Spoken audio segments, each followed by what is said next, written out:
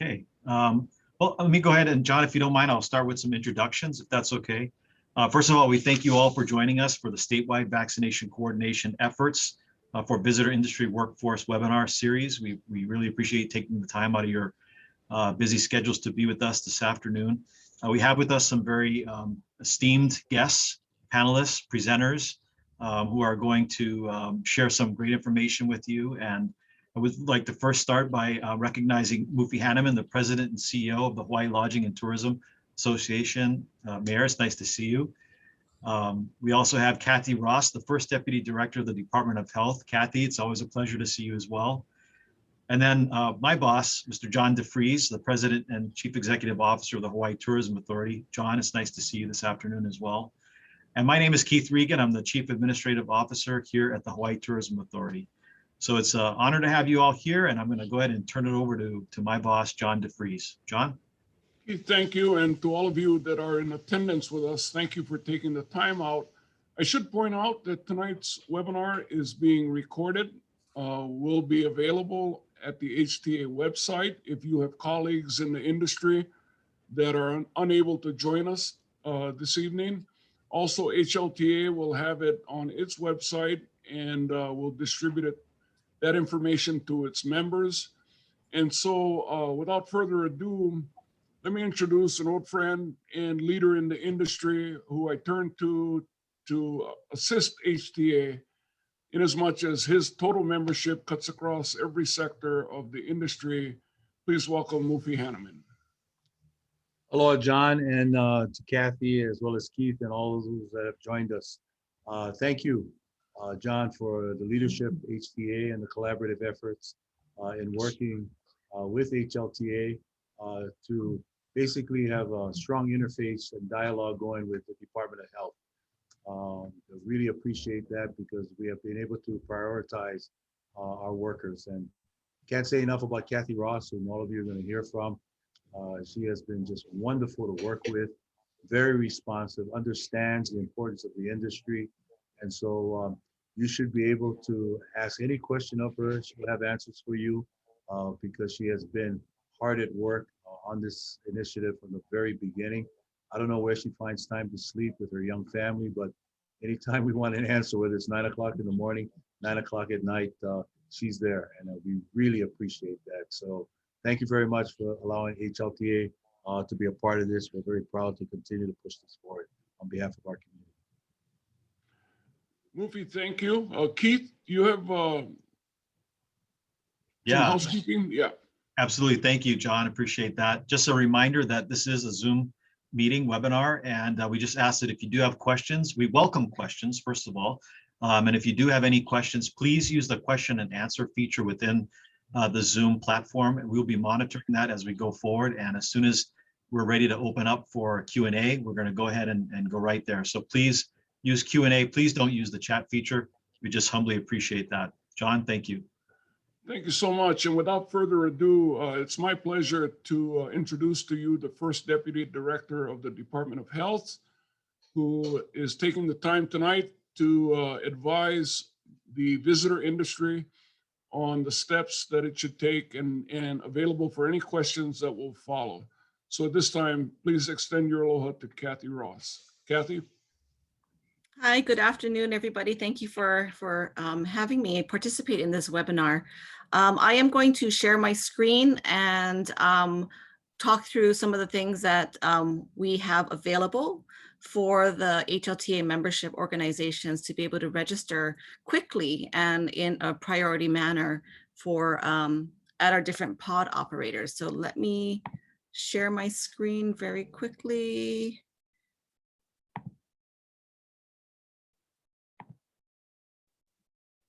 Okay, how does that look? Okay, so this is, again, a great partnership with an industry that public health typically had not worked with. And so the pandemic offers, one of the silver linings of the pandemic really is this new partnership. And we look forward to additional collaborations and partnerships as Hawaii reopens after the pandemic. So if there's anything that the Department of Health can do besides assist with vaccinations, please let me know what that might be. Okay. Okay. Okay, so one of the things that that occurred when we reopened to, or not reopened, when we began Tier 1C for vaccinations the other week, was that we got a cluster report finalized. It was March 11th when we released a cluster report that I will share with you in the website. Hold on a second. But you know what the cluster showed us, what the cluster report showed us was that the hotel, restaurant, and bar industries had a slightly increased risk for clusters. So I will close this window and share with you. So this is a up close look at our cluster report. We publish them weekly. This is the one that was published on March 11th that talked about the COVID-19 cases associated with travel. So one of the highlights that I want to share was that it was the first cluster report where we discussed the 9 initial cases of the COVID variant B.1.1.7, which is one of the highly transmissible virus variants. And so of those 9 cases, 3 of those were identified in people who had returned from Las Vegas. So we know that through travel, these variants are coming to our shores. And unfortunately, it's what we've seen on the mainland is that it's really a matter of a month to 2 months before these variants take hold in our communities and become the dominant strain. So when we were able to identify these, and with the reopening of our economy, we really wanted to be able to prioritize those in the hospitality industry. Let me go back to my presentation. So one of the things that I want to point out is while we are in Tier 1C, we're also still vaccinating those that are in 1A and 1B. So 1A are the healthcare workers who, for whatever reason, initially did not want to receive their vaccination during Tier 1A. And then now we're stepping forward and saying they do want to get that, that vaccine. And we still have a lot of industries in 1B that continue to sign up to get vaccinated, but we didn't want to wait for the entire 1A and the entire 1B population to be vaccinated before opening it up to 1C. So when Johnson & Johnson became available the other week, that's where we felt comfortable with the increase in vaccinations shipped to the state of Hawaii that we could begin Tier 1C. So we generally offer vaccinations in our state through what is called a vaccination points of dispensing, or a POD. So I will be using that term throughout the presentation. So one of the reasons that I think that you're here in this webinar is because you may be a point of contact for your business to help support employees and your colleagues in registering for their appointments. So one of the things I would like to do is just thank you in advance for the extra work that comes with being a point of contact, because you're really serving as a conduit to help get people into these prioritized vaccination slots. We are also working with a vendor to create a centralized appointment system to eliminate the need for people to try to book appointments, like shopping around, if you would, going to different hospitals' websites to see if they have appointments available. However, with most IT solutions, it does take a few weeks to be able to be built out. So we anticipate in about maybe 4 weeks' time, we will have a centralized place where people can register and get their appointments for vaccinations. But we don't want to wait to offer it to the hospitality industry after that is available. So that's why I'm here today, is to explain how we can expedite getting you folks into your appointments. One last thing I'd like to also point out is that vaccinations are free for everybody. If somebody has insurance, doesn't have insurance, it doesn't matter. There is no copay. We do not want payment or insurance status to be a barrier to anybody getting a COVID vaccination. So we don't need to worry about that at all. Additionally, you may want to share with your staff that as they prepare for their COVID vaccinations, it's generally recommended that, for example, if you were interested in getting your flu vaccination, you should not get that flu vaccination for 2 weeks prior or 2 weeks within the 2 weeks after receiving your COVID vaccination. And that's primarily to see, you know, if there are any side effects from the vaccinations, you could tell which one you might have a side effect from. Also, you know, just being very, very transparent about the current vaccines on the market. They did not specifically do clinical trials with pregnant women. And so there's no current data on the safety of the COVID vaccination as it relates to people who are pregnant, want to become pregnant, or are breastfeeding. However, I will say that people who do fall into those categories have received the vaccination. So if anybody that you work with, you know, might be in that situation, it's best for them to consult their primary care physician. And also in general, if people are hesitant or have questions that they can't find answers for online, the best solution to deciding if a vaccination is right for them is for them to talk to their physician. Additionally, we recommend that people don't take Tylenol or ibuprofen before receiving the vaccination.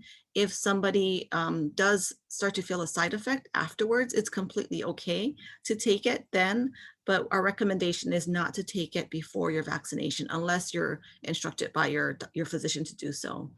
And just like any other medical appointment, this, you know, just kind of treat it that way, where you should plan on taking a government issue photo ID, your medical insurance card, and then most times for people with appointments, they will receive an email confirmation, or maybe some of them might even be fancy and get a QR code. You know, make sure it's available on your mobile device, or print it out and take it with you, just in case there might be glitches with the registration system at the pod site. For today's webinar, I'm here primarily to talk about the two options to expedite getting hospitality workers their vaccination appointments.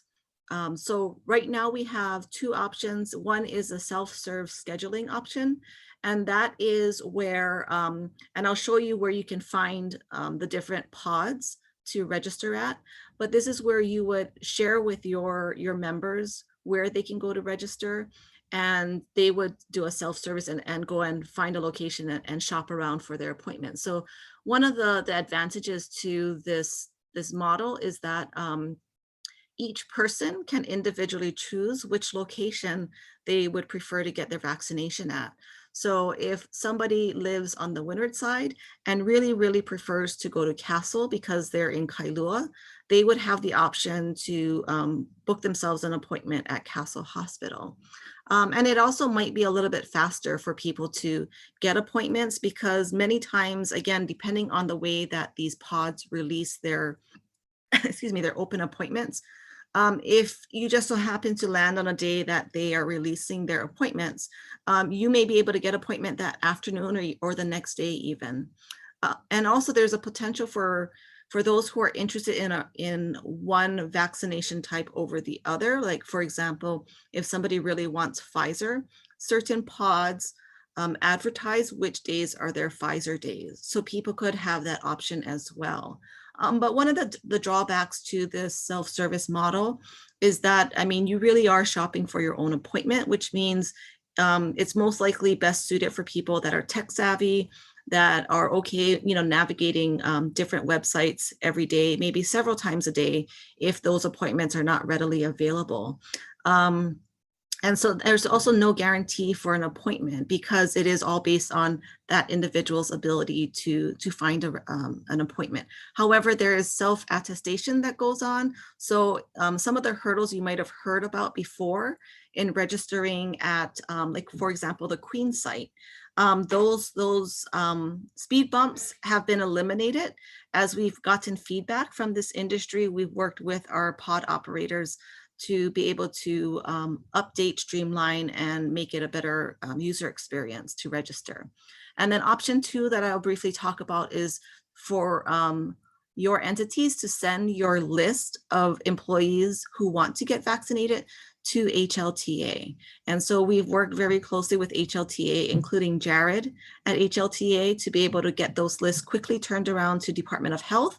And then we make an assignment to our various pod operators. So an upside to this is that everybody on that list is guaranteed an appointment. It may not be tonight, tomorrow, or the next day, but you don't have to worry about, is somebody going to get left behind because they just don't have the time to shop around for their own appointment.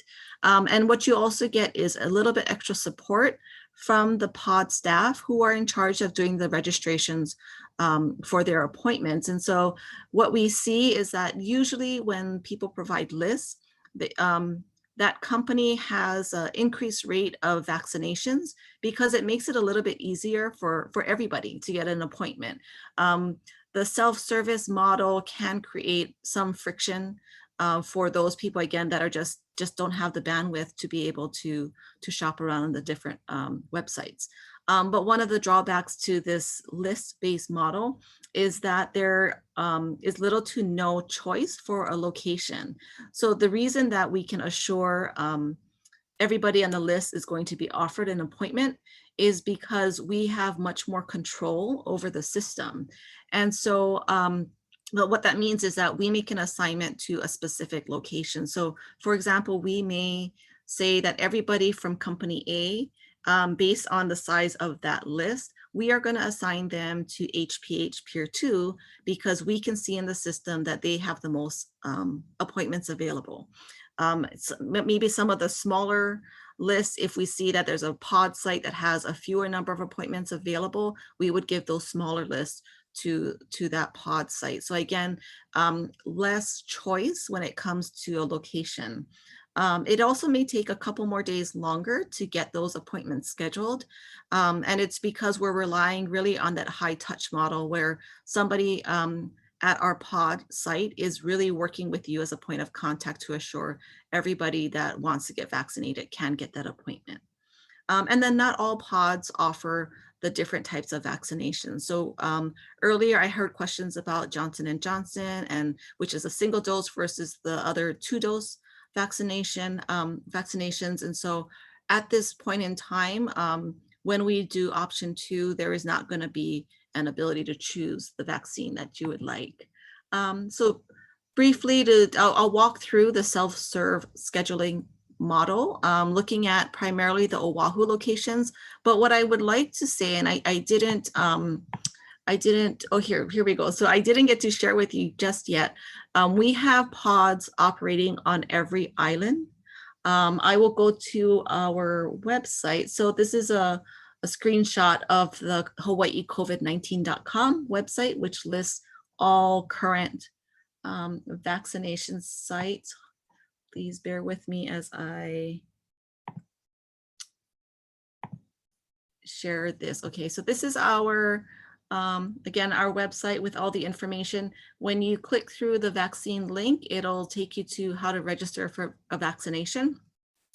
And as you scroll down, one thing I'd like to point out is oftentimes many of the written documents that are offered through healthcare providers can sometimes only be offered in English, and it makes it a little bit difficult for people who have other preferred languages that they speak and read in. So on our HawaiiCovid19.com site under the vaccination area, as you can see, we have a majority of the common languages that we find here in Hawaii. So if people want to read up on the vaccinations in their native language, they can do so. And you can feel free to print these out for your staff if they don't have access to the website. They are all PDF versions, printable versions. So at this point on the website for vaccinations, this has a link to every single registered vaccination entity that's operating as a pod. So you'll see traditional pods like Castle listed here, but we also have some of the smaller clinics, especially on the neighbor islands. So we have partnerships with the federally qualified health centers, the FQHCs. So they often serve the rural areas and provide health care, and they are able to provide COVID vaccinations as well. Again, we update this site every time we get an update from our pod operators. we will update this site. So this is one way to assure you're going to the right place and that you are aware of everybody that is offering a vaccination. One thing I'd like to point out for the Veterans Affairs link is that that is through a partnership with the Department of Defense. So they handle things separately, but they were happy to share their link with us because we have so many vets in Hawaii that they wanted their link to be made available on our state site as well. So if you know anybody who qualifies for VA benefits, they could also click on this link to register for a COVID vaccination. So going back to the slideshow, I'm halfway through. I'll share primarily the Oahu site just so I can talk through some of the pros and cons if you haven't seen or tried to register yet. So for this self-service option, we have Adventist Health Castle in Kailua. Right now, the way that they operate is they generally try to put as many appointments available at one chunk of time. So when I looked on Friday, they had appointments about 2 and 3 weeks out from last week, Friday. And then when I checked again last night, I did see that people had registered for all of those appointments. So they indicate on their website that they are filled through April 3rd. However, that could always change once we start getting our regular shipments of Johnson & Johnson and begin to be able to increase vaccination allocations to these pod operators. The one good thing about the Castle site is that it offers a waitlist option. So for people who really, really want to get vaccinated at that location, maybe it's just very convenient to go, to be vaccinated on the Wyndham side, people can sign up for a waitlist and you will be contacted by Castle when appointments open up. So there's their contact information. And again, all of this information will be shared with you at the end of the presentation. The slide deck will be shared, so you don't have to try to write all of this down. We have, you may be familiar with Queens at Blaisdell Concert Hall, which has been one of the more publicly talked about pods. And so one really great thing over the last couple of days, Queens has really, really made this super easy for people in the hospitality industry to be able to get their vaccination appointment. It previously asked for a verification code, and that was one way that Queens had tried to best manage that just those that were in the industries or the businesses that should get vaccinated were, they were able to control that a little better. But when we got feedback that friction was just a little bit too much and was a barrier to people registering, we worked with them as well as the other pods to focus more on a self-attestation model where people say, yes, I am in this industry, and then are allowed to click through and make their registration. So Queens is generally offering the Pfizer vaccination, but it can always change again as we get more vaccine into our state.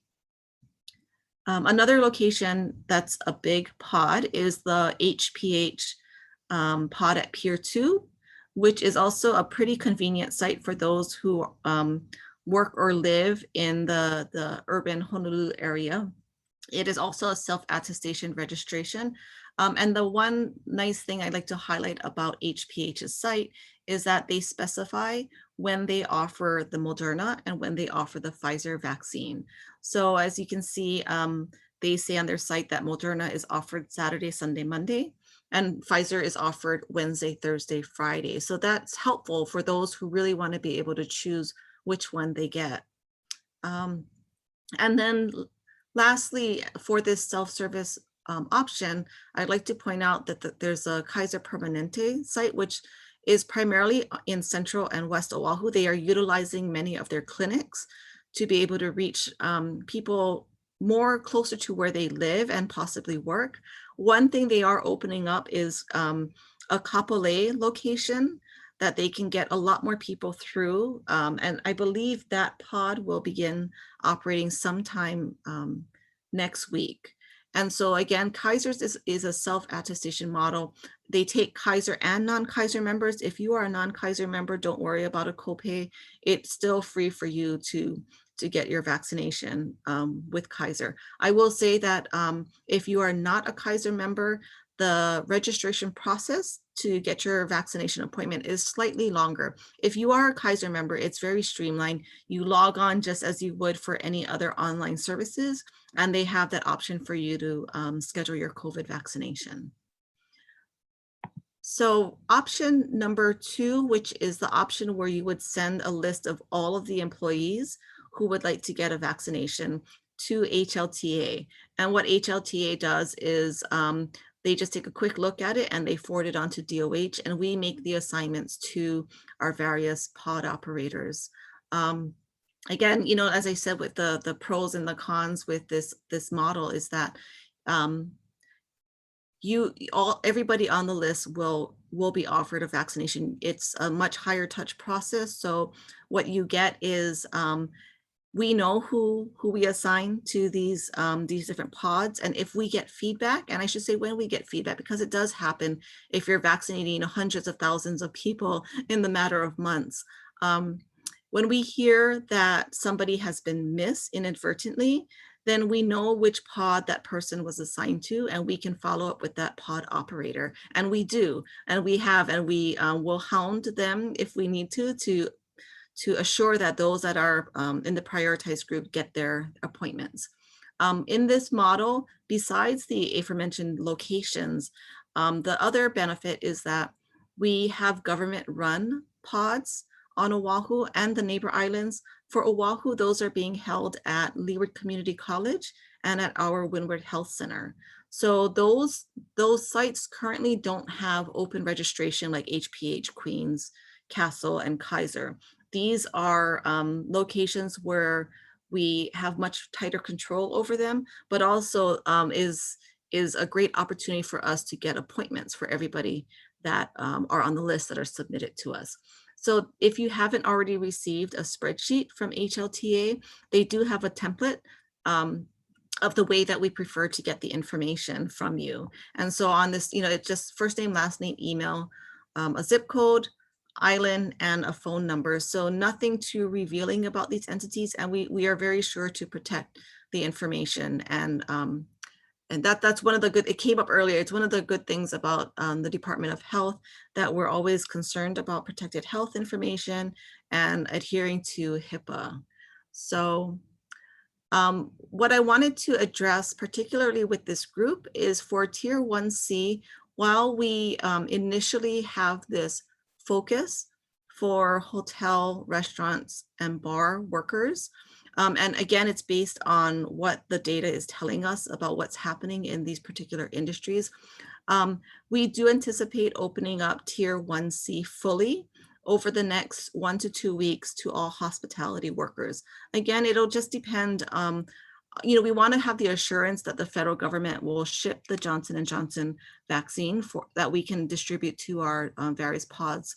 And then that way we can increase the number of appointments available. And then we won't have to have such a focused prioritization model anymore. The ultimate goal is we don't want to be in the business of vaccinating or controlling who gets vaccinated. The intent and the future state of this that we're all working towards is to have COVID vaccinations look like flu vaccinations so that it's available closer to where you live and work. There are more opportunities for you to schedule an appointment, and that you don't have to talk to Department of Health, or, you know, somebody doesn't even have to go through their employer to try to get an appointment. They don't even have to self-attest to anything. They really can just call up CVS and or Walgreens or wherever it's going to be located, and even in some points, like if you're in a, you know, you just so happen going to be down the street from one of these locations, we're hoping that there's so much vaccine sooner rather than later that you could even walk in and request to get your vaccination. So that's the end state that we're aiming towards. But I wanted to share that, again, you know, we're focused on a certain subsector of the hospitality industry, but we don't see this as being the norm for very long. Again, hopefully in the next 1 to 2 weeks, it'll be opened up to the larger hospitality and visitor industry. For those that qualify based on Tier 1C age of being 65 years or older, a great way to already get your vaccination without having to go through either of the two options that I mentioned are to look at CVS sites because they are exclusively doing those people who are 65 and older. And as of a little bit, maybe about an hour or two ago when I checked, all CVS locations were booked for the next week, except for the Waianae CVS. But I did mention this and then the last presentation, so perhaps people all went to the CVS Waianae site to register, and that could possibly be full. But the good thing is that CVS releases new appointments almost on a weekly basis.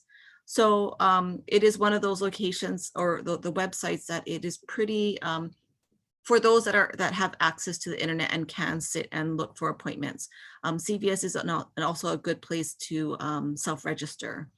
For Tier 1C, we currently are also, we also have priority appointments available for those that are that have high-risk medical conditions. So anybody 16 and older with these particular types of health risk diseases, they are able to schedule at any of our pod sites as well. And with that, I am at the end of my presentation and we'll turn it over back to John. Kathy, thank you. Keith, I don't see any questions on this end. Mufi, do you have any comments? Well, let me encourage any of the attendees who may have questions to please submit them into the Q&A box. Mufi, you have anything to add at this point? No, it's just that, you know, we're just willing to help in any which way, both HTA and HLTA. And so don't be hesitant at all. In the previous panel webinar that we did, there were some employees, some had expressed that some of their employees suffer some angst about doing this because they're not tech savvy. What we said to them was to go to someone in their organization, usually their human resources manager, to help them.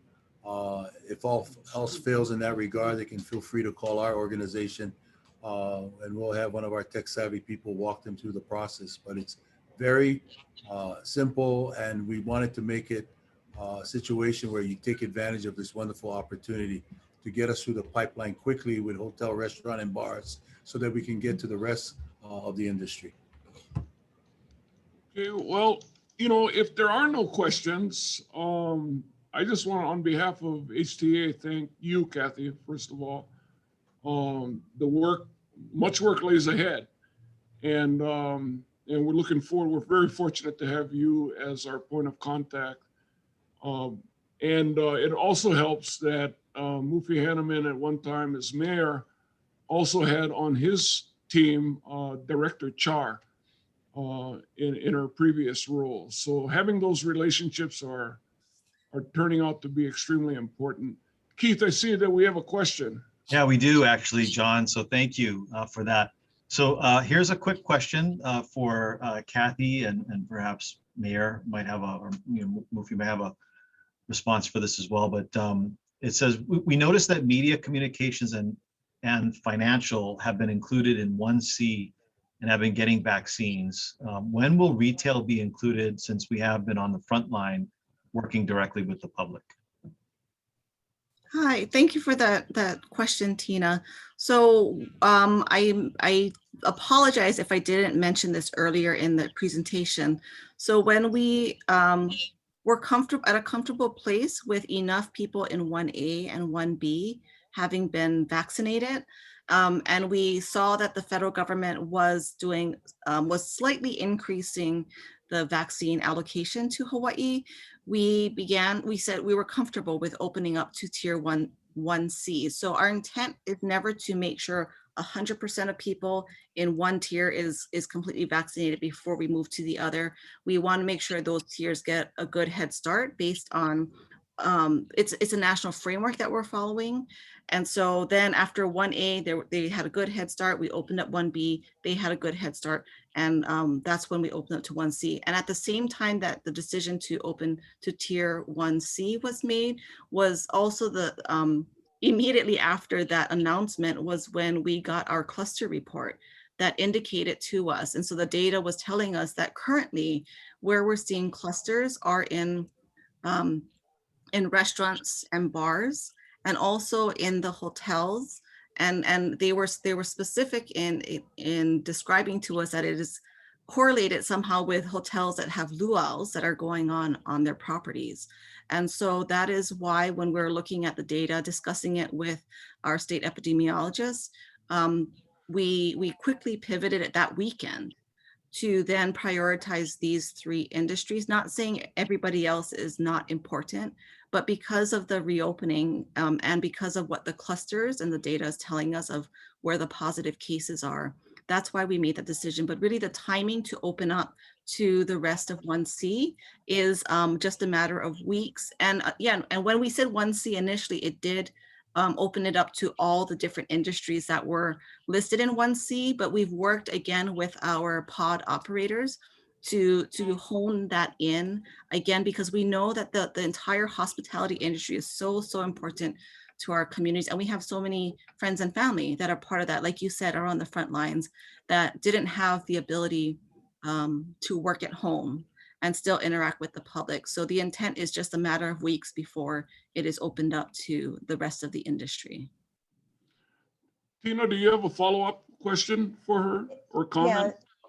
So what we've been hearing is a lot of the grocery stores have been getting vaccinated. And then I've just heard today that a lot of people who were not in the visitor industry, who were not in the bars or restaurants, have gotten vaccines. And so I'm getting calls from our members going, hey, communications and media, a lot of it is done over Zoom, but you can't work from home and try and check out somebody who's purchasing something. We're directly with the public, whether you're buying clothing or computers or whatever you need to stay and work at home.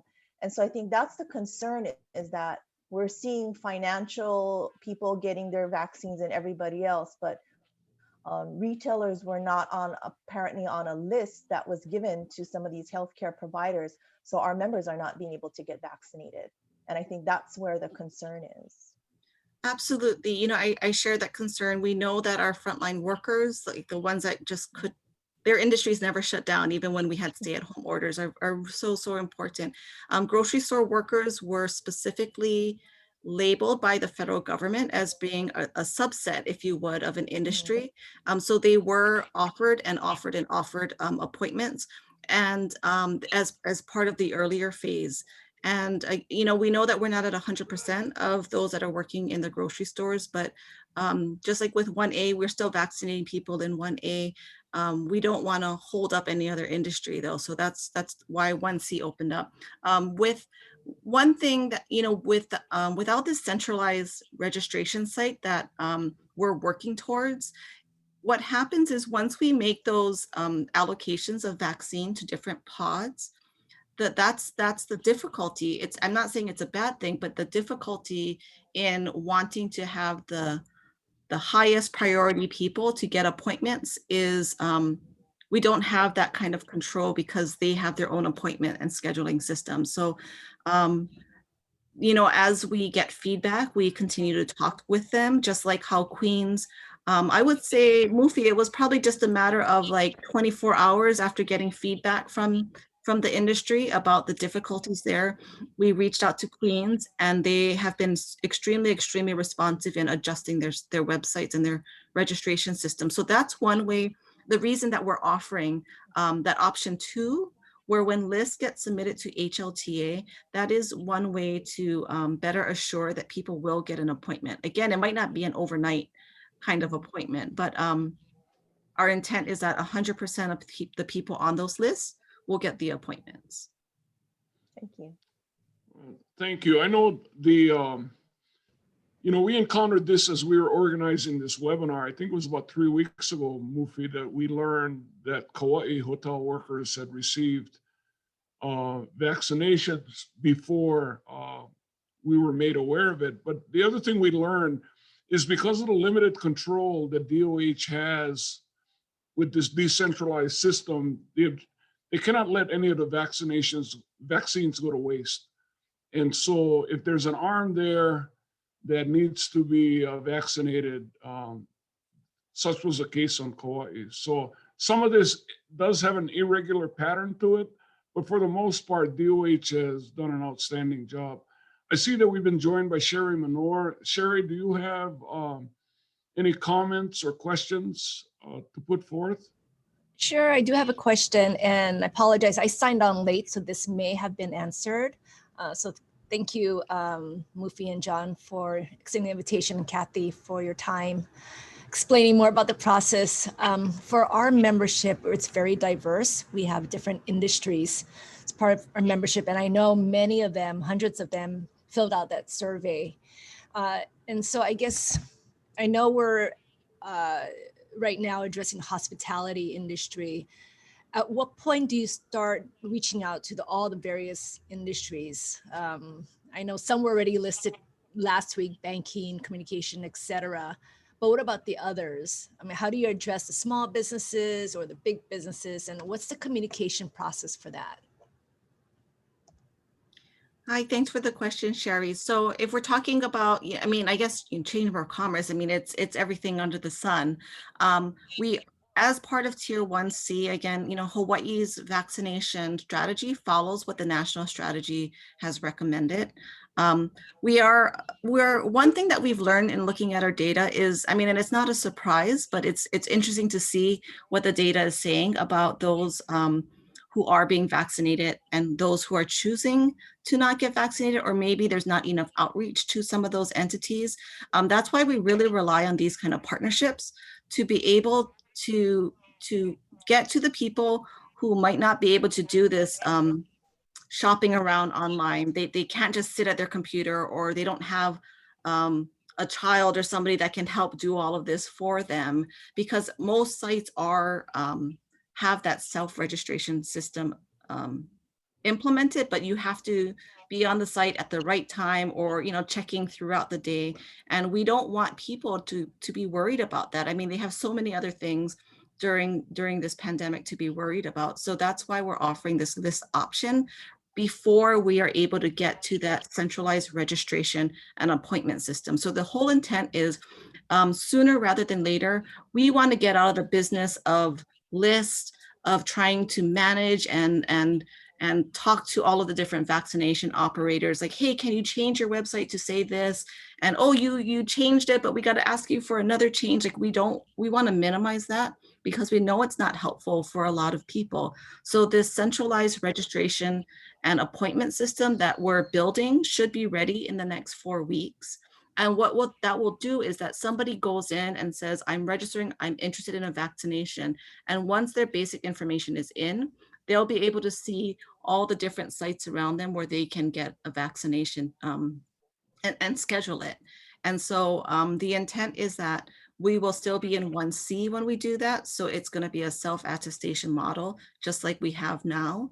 But it'll be easier for people to just go in on their own and get a site. And we're excited that in the next couple of weeks, we're going to see a ramp up of availability of the Johnson & Johnson single dose vaccination, which, before it came out, we were uncertain what the reception would be. I mean, just as a nation, we were uncertain of what the reception would be.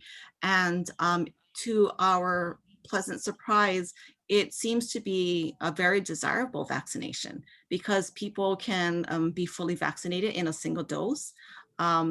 And so we're really excited that the federal government has ramped up production of that, and we should be getting it soon. So as we see more vaccine being promised to us by the federal government, that's where you're going to start seeing more and more sites and the industries, and it's just going to open it up. And we don't want to have to go through this with all the industries. So yeah, if you could stay tuned with HTA and HLTA, they'll have the best information in terms of how things are opening up, how quickly it's happening, and that if somehow we have to keep up with these lists, Sherry, absolutely, we would love to partner with you to figure out how to best do that. Sounds good. Thank you so much, Kathy. Thank you, Sherry. Kathy, if you take 100% capacity of the system that you currently have open, DOH is open statewide, what percentage of that capacity do you think, would you estimate, is being used right now? So in terms of space and people and all of that, we could probably double what we're doing right now. So we're doing just about 10,000 shots a day across all of our different operators. We could double that, but unfortunately, we don't have enough vaccine. As you guys know, I mean, that's why we're here.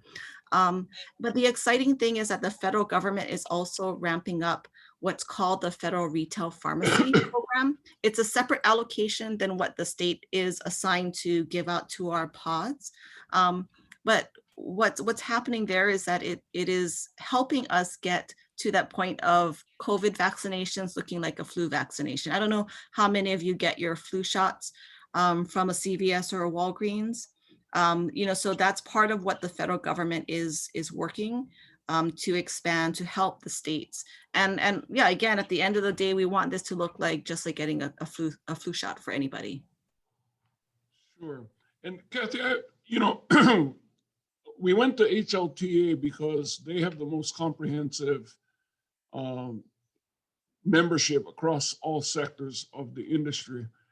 And, but we have a segment of the industry that does not belong to an association or a chamber. And typically it's smaller businesses, boutique hotels at times. So what would you suggest would be the best way, given the content that we've delivered this evening, what would be the best option for a non-HLTA member to follow? What track should they follow? Thanks for that question. The best option for those entities would be the self-service type of model where it could be their HR manager, or if they're a small company, just somebody that serves as a point of contact. That might be the person who is watching these different websites. Maybe every morning at a certain time they go and they check, are there any open appointments available?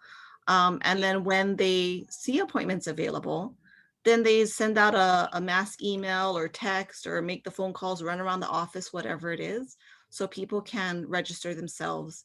Part of the centralized registration system that is being built will also have a call center, a local call center that will have people that speak multiple languages as well.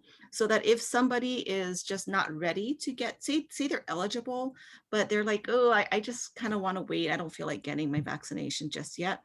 And then we have our system up, we have our call center ready.